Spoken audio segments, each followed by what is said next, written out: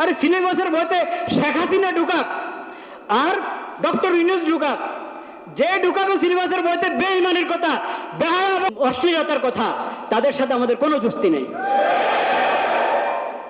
সমকামিতা সংস্কারের নামে, আইন সংশোধনের নামে বর্তমান সরকার সমকামিতা আইনের মধ্যে ঢুকিয়েছে আইন সংশোধনের নামে।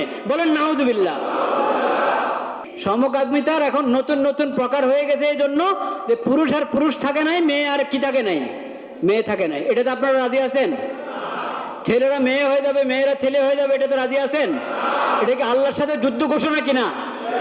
যেটা আল্লাহর সাথে যুদ্ধ ঘোষণা, এটা যে দেশে থাকবে এই দেশের মধ্যে সম্ভব শান্তি আসা? তো এই দেশটা এরকম হচ্ছে। সামনে কারা আসছেন তাদেরকে এটা বুঝতে হবে। যদি এই তরিকায় আল্লাহর বিধানের বিরুদ্ধে, কোরআন সুন্নাহর বিরুদ্ধে যে যাবে তার সঙ্গে আমাদের কোনো দুস্তি নেই, সে যে হোক। বন্ধু আর বান্ধবী, প্রেমের সম্পর্ক, প্রেমের সম্পর্ক এটা ইসলামে নাই। ইসলামে আছে বিয়ে, এবং ইসলামী তরিকা মতে বিয়ের মাধ্যমে একে অপরের জন্য হালাল হবে।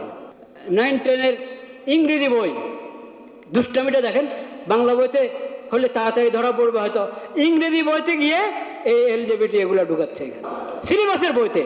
আরে সিলেবাসের বইতে শেখ হাসিনা ঢুকাক আর ডক্টর ইউনূস ঢুকাক, যে ঢুকাবে সিলেবাসের বইতে বেঈমানের কথা, বেহায়া এবং অশ্লীলতার কথা, তাদের সাথে আমাদের কোনো যুক্তি নেই।